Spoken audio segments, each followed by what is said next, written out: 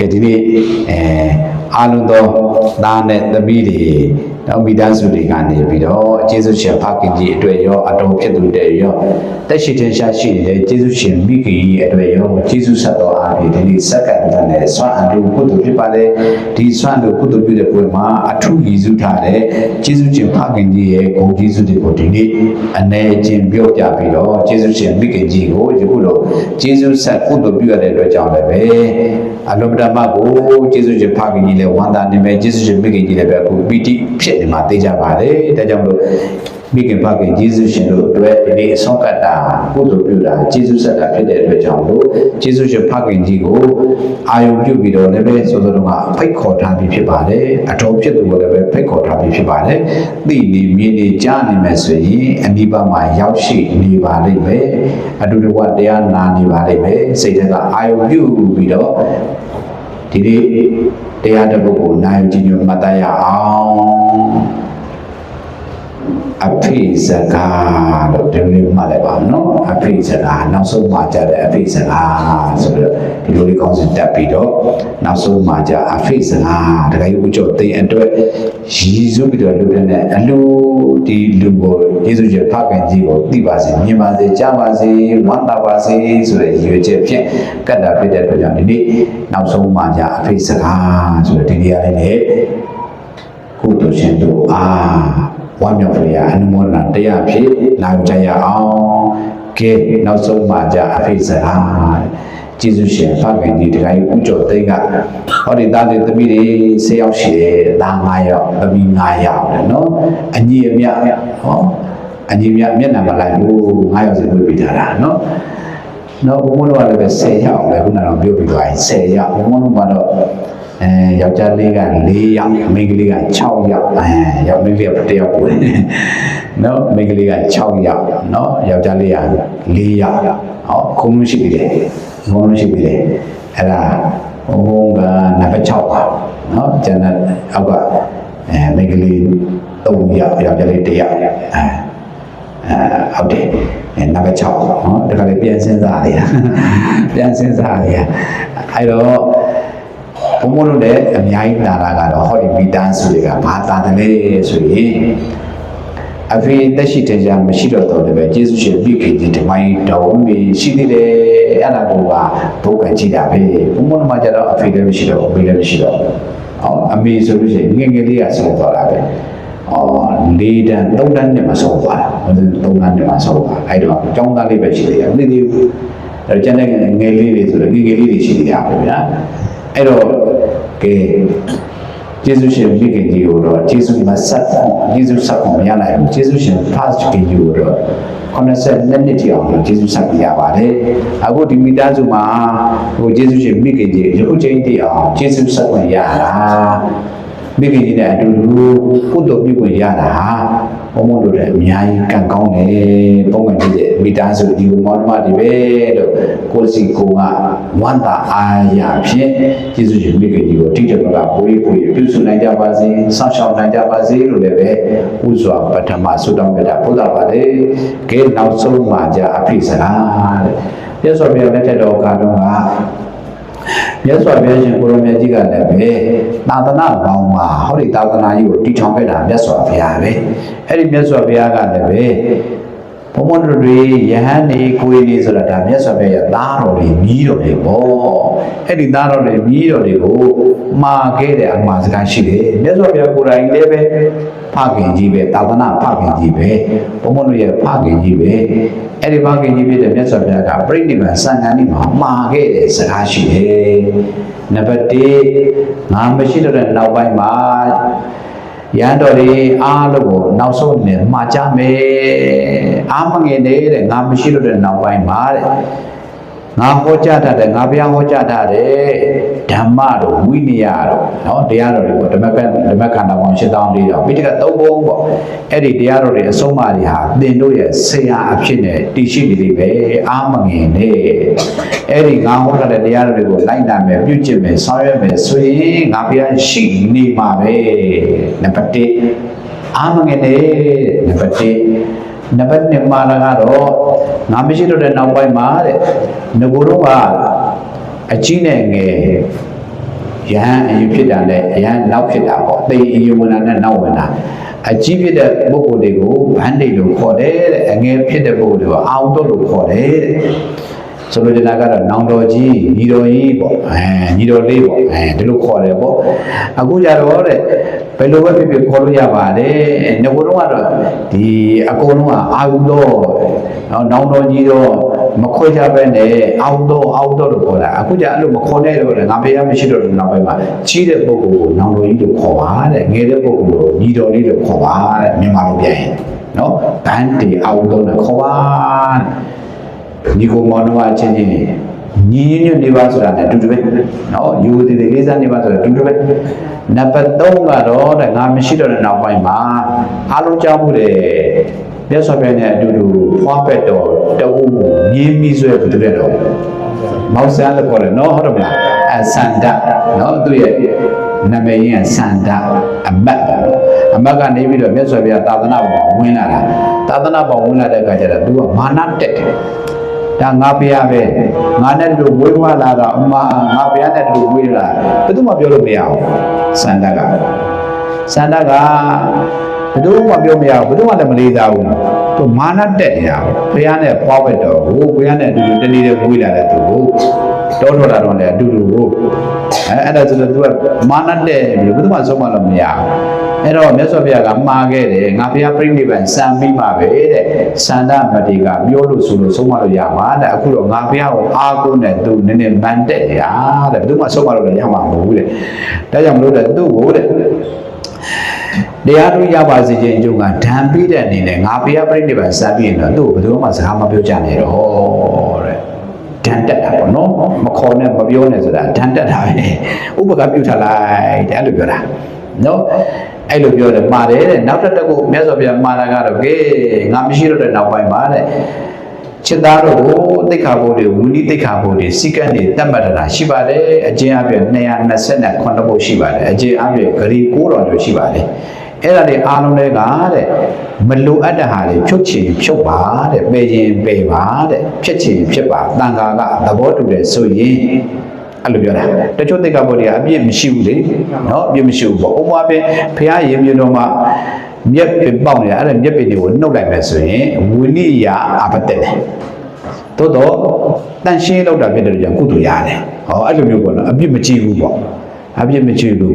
ဒီအဲ့ဒါမျိုးဆိုလို့ရှိရင်ပယ်ခြင်းပယ်လိုက်ပါတဲ့ဖြစ်ခြင်းဖြစ်လိုက်ပါတဲ့နှုတ်ခြင်းနှုတ်လိုက်ပါတဲ့ဒီလိုပါတယ်မြတ်စွာဘုရားနောက်ဆုံးတစ်ခုကတော့ဟန္တာတာနိဘိက္ခဝေအာမန္တယာမိဟောဝေယဓမ္မသင်္ခါရအပမတိနသမ္ပါတိထဒါကြဘူးလေငါဘုရားမရှိတော့တဲ့နောက်ပိုင်းမှာတဲ့တတိနဲ့နေကြပါတဲ့အရာရာအလုံးဟာ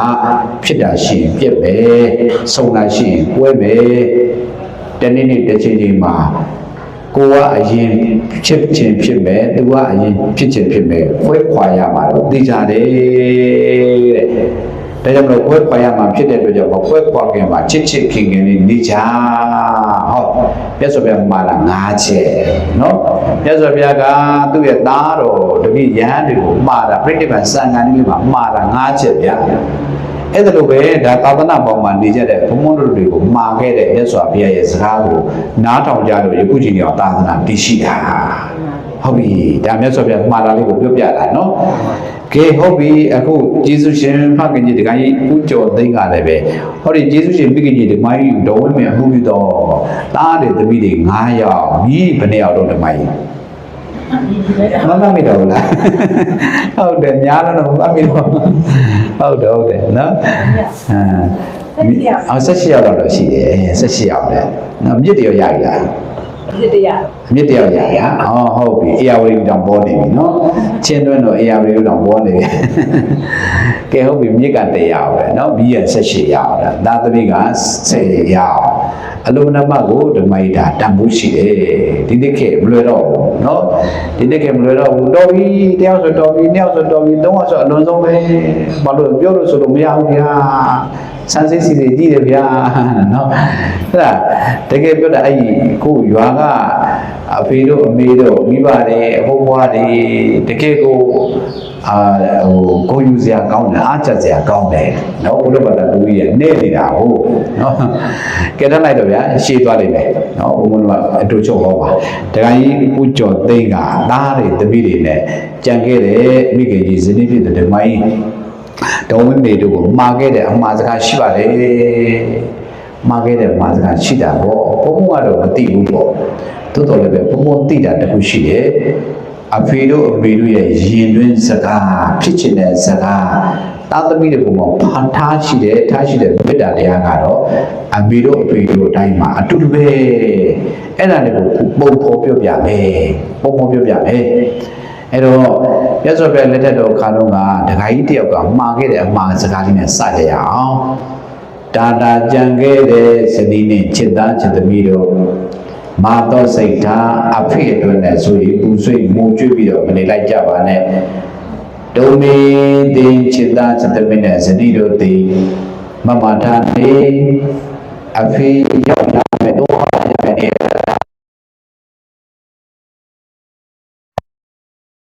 ဘဝရောက်လို့သည်ဖြစ်လို့သည်နေလို့သည်ရှိသောမယာငါတိကတနေရမင်းနေဝသက်ရှိတင်ရှားရှိစဉ်ခါတော့ကပြုလုပ်ခဲ့တဲ့လမ်းစဉ်တိုင်းသားလေးပုံညာနီဒါနသီလပေါနာပေါင်းစုမြတ်ကောင်းမှုကိုကရောဓာကောင်းစွာမသွေပြုရကြပြီးတော့ရဲ့လို့ပစ္စည်းမဝဆနံနောက်ဆုံးဖြစ်တဲ့အမှန်စကားကိုအဘတိကောင်းစွာမသွေမှာကြားခဲ့ပြီးတော့တည်း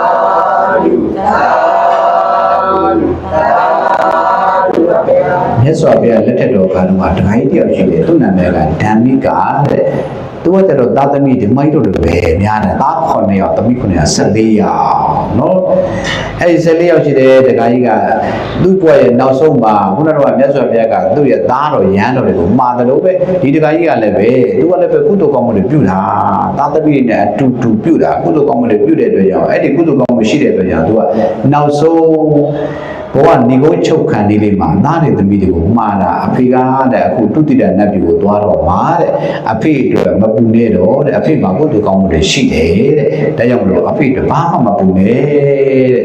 အဖေနဲ့အတူတူတုတိတနတ်ပြည်ရောက်ချင်တယ်လာချင်တယ်အတူတူဘဝဖြစ်ချင်တယ်ဒီဘဝတက်တန်းကုန်လို့မနေရတော့ဘူးနောက်ဘဝအတွက်အတူတူဆုံးရင်လည်းဆိုတော့အဖေရှိစေကတော့အတိုင်းပဲကုသိုလ်တွေအတူတူပြုပါတဲ့စနစ်တကျပြုပါတော့ဒကာကြီးကမှားခဲ့တာနတ်ရထားနေနဲ့လားခေါ်တာသူ့ကိုလေအဲ့ဒီဇာလန်ရှိတယ်နော်ကဲဟုတ်ပြီတစ်စင်းချင်းသွားပြီအခုဒကာကြီးဦးကျော်သိန်းကမှားခဲ့တဲ့အမှားစကားသွားကြဆုံးလို့ဒကာကြီးဦးကျော်သိန်းကလည်းပဲဟောဒီယေရှုရှင်မိခင်ကြီးဇနီးဖြစ်တဲ့မိုင်းတော်ဝင်းမင်းနဲ့သားသမီးမိမြစ်တွေကိုမှားခဲ့တဲ့အမှားစကားရှိပါတယ်အဲ့တော့နံပါတ်1ကတော့ဘာလဲဆိုရင်သားတို့သမီးတို့မိတို့တဲ့အဖေအတွက်နဲ့မပူပါနဲ့တဲ့မစိုးရိမ်ပါနဲ့တဲ့ဝမ်းမနေပါနဲ့တော့တဲ့အဖေကတာဝန်ကြီးတယ်မိသားစုပေါ်မှာလည်းတာဝန်ကြီးတယ်သားသမီးတွေပေါ်မှာလည်းတာဝန်ကြီးတယ်ရက်ရေးရွာရေးလည်းပဲတာဝန်ကြီးတယ်ကုသိုလ်ရေးနဲ့ပတ်သက်ပြီးတော့အဖေဘဝလည်းပဲအဖေတာဝန်ယူတယ်လုံခြုံစိတ်ချရတယ်ဒါကြောင့်မလို့အဖေကောင်းတဲ့နေရာရောက်နေပြီဆိုတာနံပါတ်1တခါကြီးမှာကျင်တဲ့အမှားစကားအဖေအတွက်လည်းမပူပါနဲ့နံပါတ်1နော်မှာကျင်တဲ့အမှားစကားနံပါတ်2ကတော့ဗာလဲဆိုလို့ရှိရင်ကဲအဖေအတွက်တော့မပူနဲ့မင်းတို့မှကြံခဲ့တဲ့မိခင်ကြီးရှိတယ်အမေရှိတယ်ဒီမိုင်းတော်ဝင်းမေကိုအဖေအတွက်ရောအမေအတွက်ရောပို့ပြီးတော့စောင့်ရှောက်ပေးပါတဲ့အဖေအတွက်ရောအမေအတွက်ရောပို့ပြီးတော့ဂရုစိုက်ပေးပါအဖေအတွက်ရောအမေအတွက်ရောပို့ပြီးတော့အဖေကိုစားစောင့်ရှောက်ပေးပါကုသိုလ်ရအောင်ထားပေးပါစိတ်ချမ်းသာအောင်ထားပေးပါတဲ့နေ့တိုင်းကြမ်းမာရေးကောင်းအောင်ဂရုစိုက်ပေးပါအမေတို့အဖေတို့ဆိုတာကသားသမီးတွေရဲ့ဂရုစိုက်မှုကိုတော့ရချင်တယ်ကျွေးမွေးတာမကျွေးမွေးတာအသာထား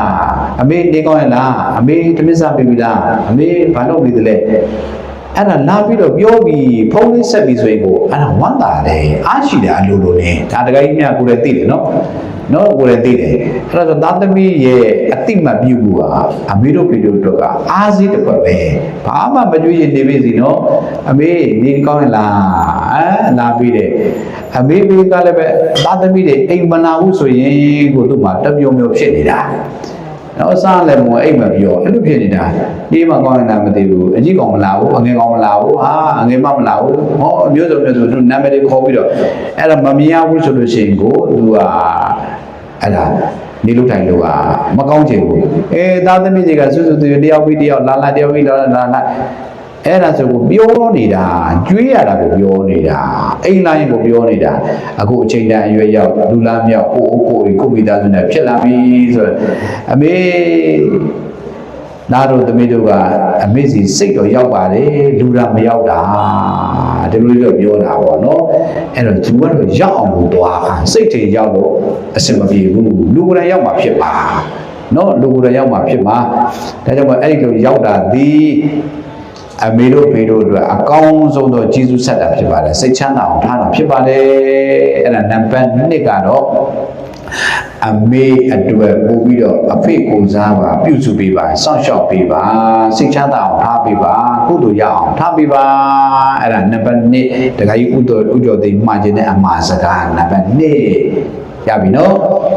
နံပါတ်3ကတော့ဘာလဲဆိုလို့ရှိရင်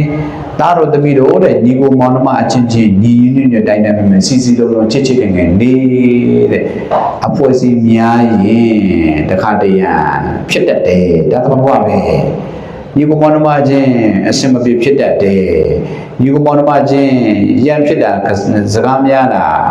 ကတော့ဆက်ဖြစ်တာဒါသဘာဝပဲဖြစ်တတ်တယ်ဦးဇင်းတို့ညီကိုမောင်နှမနဲ့10ယောက်ဆိုတော့ဖြစ်တယ်ဦးဇင်းတို့ညီကိုမောင်နှမဖြစ်တယ်တခါလေအကိုဦးဇင်းရဲ့အထက်မှာအကို2ယောက်ရှိတယ်အကို2ယောက်ကရံဖြစ်တဲ့အခါကျတော့အဖေကမရှိဘူးလေမရှိတဲ့အခါကျအမေပဲရှိတော့အမေကအဲ့ဒါသားတွေ2ယောက်ရံဖြစ်နေတာဆိုတော့ဘယ်လိုလုပ်စိတ်ကောင်းပါလဲအမေရင်မှာမချစ်အောင်နားတယ်အဲ့နဲ့ထိုးဆွနေတယ်လို့ပဲမချစ်မဖြစ်ကြနဲ့တော့တိတ်ကြတော့အမေဆိုတာကနုညံ့တဲ့ပုံကိုလေတိတ်မွေးတဲ့ပုံကိုလေအမေကစကားပဲတတ်နိုင်တာလေလက်ပါလို့မရတာလက်မပါနိုင်ဘူးအဖေကတော့လက်ပါခြင်းပါမယ်အမေကကျတော့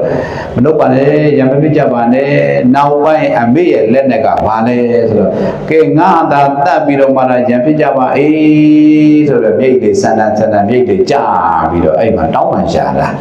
အဲ့ဒီခါကြာမှာပဲအကူ2ယောက်ကလည်းရံဖြစ်တဲ့ရှော့ပါလားနော်အဲ့ဒါဆိုတော့အမေတို့အဖေတို့ကသားသမီးတွေမညင်မညွတ်ဖြစ်နေရအလုံးမလုံးမစိတ်စီးရတယ်နော်တခါကြီးတွေကိုယ်တိုင်ဒါပြီးပါတယ်ဖြစ်နေဆိုသိတယ်နော်သိတယ်သားနဲ့သမီးကမခေါ်ဘူးညီကိုချင်းကမခေါ်ဘူးညီမချင်းကမခေါ်ဘူးဆိုရင်အလုံးစိတ်ဆင်းရဲတာပဲဘလောက်ပဲစားကောင်းတော့ကောင်းနေစားရသူ့မှာရတာမရှိတော့ဘလောက်ပဲအိမ်ကောင်းနေနေရသူ့မှာနေရတာမပျော်တော့ဒီသားသမီးတွေမှာမညီမညွတ်ဖြစ်နေတာဟုတ်ဒီဒါကြောင့်မလို့အခုတခါကြီးဦးကျော်သိန်းကမှားပါပြီသားသမီးတွေပြီးတော့မြီးတွေညီညွတ်တိုင်းနဲ့စီလုံးချစ်ချင်းငယ်နေပါဆွေမျိုးချင်းညီကိုမောင်နှမချင်းညီညွတ်တယ်ဆိုရင်ဘယ်သူမှလာမစော်ကားရဘူးအမလေးတော့မလုံးနဲ့အဲ့ဒီမိသားစုကတားညီတာနော်မျက်စိနဲ့တမတာစောင့်မကြည့်ရဲဘူးနော်အဖွက်တောင့်တယ်ဆိုရင်အေးအားမရှိဘူးညီကိုမောင်နှမချင်းပြိုပွဲနေပြီညီညွတ်မှုတွေမရှိဘူးဆိုရင်တော့ဟိုကလာပြီးတော့ကလုံးကလိုက်လုပ်လိုက်ဒီကလာပြီးတော့သွေးထိုးလိုက်ဆိုရင်တော့အဲ့ဒါဆိုတော့ပြိုပွဲပြီဗျာတန်ဖိုးအရှိဆုံးကတကယ်တူတုံစင်ညီကိုမောင်နှမအရင်ဟာတန်ဖိုးရှိဆုံးပဲတန်ဖိုးဖြတ်လို့မရဘူးဒါကြောင့်မလို့သူမနာလည်းရှိမယ်ကိုမနာလည်းရှိမယ်ဘယ်သူပဲမှားတဲ့ချိန်မှားမယ်ပေါ့ပြီးရင်တော့ပြီးရမယ်မုံကြုံမရှိရဘူးဒီလိုပြောတာနော်အဲ့သူခေါ်မယ်မလုပ်ရဘူးဘာမှဖြစ်ဘူးဒါအရင်အချာသွေးသားတယ်နော်သွေးသားတယ်ဖြစ်တဲ့အတွက်ကြောင့်လို့ခေါ်ပါမြို့ပါအရင်ဆုံးခေါ်တဲ့သူကသဘောထားအကြီးဆုံးပဲတဲ့အေးရှိသေးတော့ဒါဆိုတော့ရပြီနော်တခါကြီးဖြစ်စေခြင်းနဲ့တခါကြီးဦးကျော်သိန်းဖြစ်စေခြင်းနဲ့တတိယအမှားစကားကညီကိုမောင်နှမချင်းညီညွတ်တိုင်းနဲ့စီလုံးနေအဲ့ဒါမှမိခင်ကြီးစိတ်ချမ်းသာမှာအသက်ရှိမှာတဲ့ဒီလိုပြောနေပြီကဲနောက်တစ်ခုမှားပါပြီယေရှုရှင်ဖခင်ကြီးတခါကြီးဦးကျော်သိန်းကကဲသားတို့သမီးတို့တဲ့လူဘဝကတူဒီပါတဲ့အချိန်တိုင်းရင်အရာအလုံးကိုစွန့်ခွာပြီးတော့တယောက်တည်းတန်တရာခီလန်မဆုံးမချင်းသွားရမှာဒါကြောင့်တော့ကုသိုလ်ရအောင်လူဘဝကိုနေကြ ဟောအရေးကြီးတယ်နော်ကုသိုလ်ရအောင်နေကြတဲ့အချိန်တိုင်းရင်အားလုံးသောတရားဓမ္မတွေဥစဉ်တို့ပါဝင်နောက်နှစ်90နှစ်100အတွင်းဆိုရင်ဒီလိုမြင်ရပါမလားမြင်ရတော့ဘူးနော်နှစ်90မပြောပါနဲ့နှစ်စိတ်တွင်းတောင်မှပဲမသိကြဘူးဟုတ်တယ်မလား10နှစ်တွင်းတောင်မသိကြဘူးဟိုတက်ပူပြီးတော့ပြောမယ်ဆိုလို့ရှိရင်ယခုလို့ကြည်စမ်းငလင်းကြီးလှုပ်သွားတော့ကြည်စမ်းနေမြင်ညပြောင်းညမြင်နေပြောင်းဟုတ်တယ်မလားငယ်ငလင်းမလှုပ်ခင်ကလည်းပဲကိုဗစ်တဲ့ကြည်စမ်းပါဦးပျောက်သွားလိုက်တာလူတွေအများကြီးပဲဒါကြောင့်မို့အာမခံချက်ကဘာမှမရှိဘူးပစ္စည်းတစ်ခုဝယ်တာကမှအာမခံချက်ရှိတယ်3နှစ်အာမခံတော့1နှစ်အာမခံတော့6လအာမခံတော့ရှိသေးတယ်နော်ဘိုးတွေပါလေဝယ်ပြီးဆိုရင်အာမခံချက်ပါသေးတယ်ဘုံဘုံတို့တွေရဲ့အသက်ဘဝခန္ဓာအာမခံချက်ရှိလားမရှိဘူးတတဘယ်လောက်နေရပါမယ်ဘယ်နှစ်အာမခံပါလဲဘယ်သူမှအာမမခံနိုင်ဘူးနော်ဘယ်သူမှအာမမခံနိုင်ဘူးဒါကြောင့်မလို့အာမခံခြင်းမရှိတဲ့လူဘဝကိုရတာဖြစ်တဲ့အတွက်ကြောင့်လို့တဲ့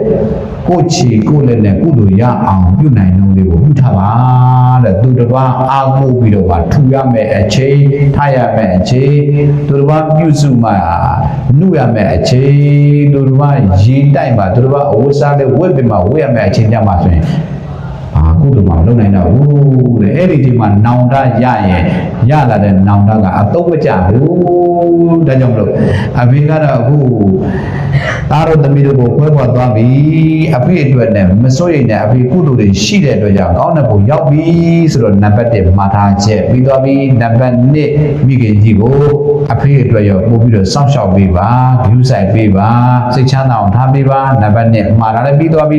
နံပါတ်3ညီကိုမောင်နှမအချင်းချင်းညီ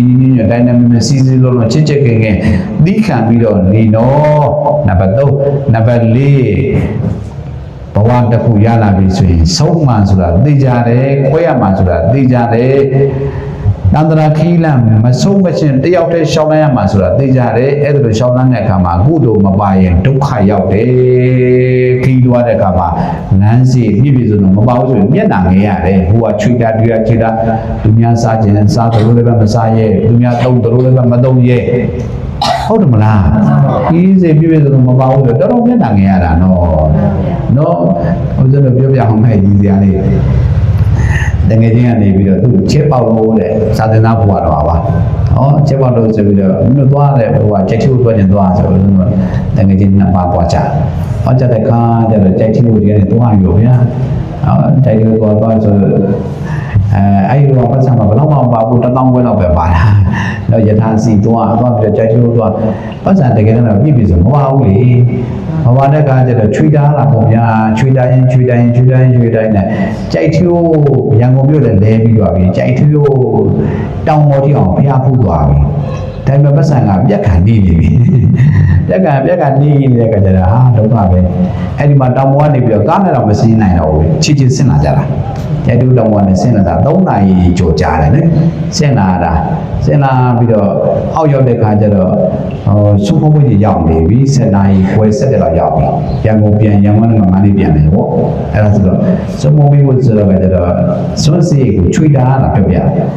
စွန်းစီချွေတာတောင်ပေါ်တော့ဈေးကြီးလို့မစားဘူး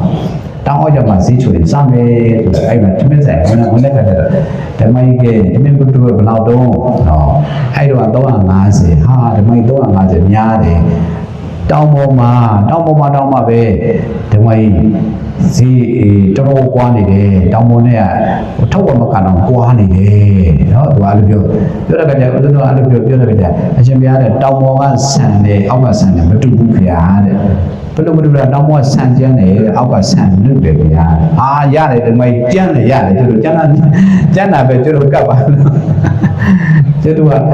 ကြံ့နေရတယ်ဘိုက်ပြပြီးတာပဲအဲ့လိုပြောတယ်ဓမ္မကြီးကတဏှာသွားပြီးတော့ကဲပါဗျာတဲ့အရှင်ဘုရားတပည့်တော့ကတ်လိုက်ပါမယ်ဗျာဆိုတော့မကြည့်ဘူးဆိုလိုတဲ့ကကို့မှာရိတ်ကနဲနေတဲ့အတွက်ကြောင့်လို့အဲ့လိုချိုးချံရတယ်ချွေတန်ရတယ်အဲ့ဒါမပြည့်စုံရင်ဆေးရတဲ့ကြောင့်ပြောပြတာပါနော်အဲ့ဒါဈေးစစ်စမ်းလာခဲ့ရတာပါ အဲ့လိုရှိတတ်တယ်ဖြစ်တတ်တယ်အေကုလည်းပဲတခါကြီးဥကျော်တင်ကမှားနေပြီသားတို့သမီးတို့တဲ့တန်တရာခီးွားတွေမဆုံးမရှင်းနိဗ္ဗာန်မရောက်မချင်းလဲကြအောင်ပါပဲတဲ့ဒါကြောင့်မလို့ကုသိုလ်ပါအောင်လုပ်ကြဆိုတာဒီနေ့ကျေးဇူးရှင်ပတ်ပြီးတဲ့အမှားစကားပြီးပါပြီဒါကြောင့်မို့ဒီနေ့မှာကြားတဲ့အမှားစကားကိုနာယူကြည့်မှတ်သားပြီးတော့အဖေသိပါစေမြင်ပါစေကြားပါစေအဖေမှားတဲ့အမှားစကားတွေကိုလည်းပဲသားတို့သမီးတို့ကယခုချိန်ထိအောင်ကြားရောင်နေစေပါအဖေဖြစ်စေတဲ့ဆန္ဒတွေကိုလည်းပဲဖြစ်စည်းပေးနေပါတယ်ဒါတခါကြီးဖြစ်စေတဲ့ဟာတွေတခါကြီးဘက်ကထုတ်ပေါ်ပြောတာရှိချင်ရှိမယ်ထုတ်ပေါ်မပြောတာလည်းရှိချင်ရှိမယ်သိကြတဲ့အခုပြောတဲ့၄ချက်ကတော့တခါကြီးရဲ့မှားခြင်းတဲ့အမှားစကားသိကြတယ်နော်သိကြတယ်မလားသိကြတယ်နော်သိကြတယ်ဒါကြောင့်လို့သိကြတဲ့ဒီအမှားစကားကိုရေမာထား၍ကျေးဇူးရှင်မိခင်ကြီးဒီမိုင်းတော်ဝဲမဲ့ကိုဒီနေ့ကျေးဇူးဆက်ပေးနေတာပဲအဖေဖြစ်စီတဲ့ဆန္ဒကိုဖြစ်စီပေးနေတာပဲဒါကြောင့်မို့အဖေလည်းမကဘူးဒီမှာ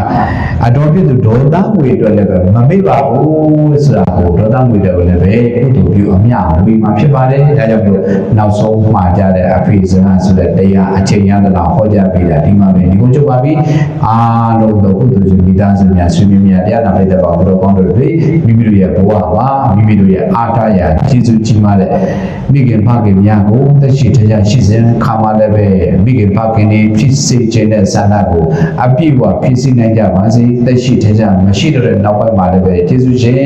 မိခင်ဖခင်တို့ကိုမမေ့ဘဲနဲ့ကုသိုလ်ပြုတဲ့အမြဝေးပြီးတော့မိဘကျေးဇူးကိုအထူးကြည်အောင်ဆက်နိုင်တဲ့သူတော်ကောင်းသူတော်များများဖြစ်ကြပါစေကုန်သတည်း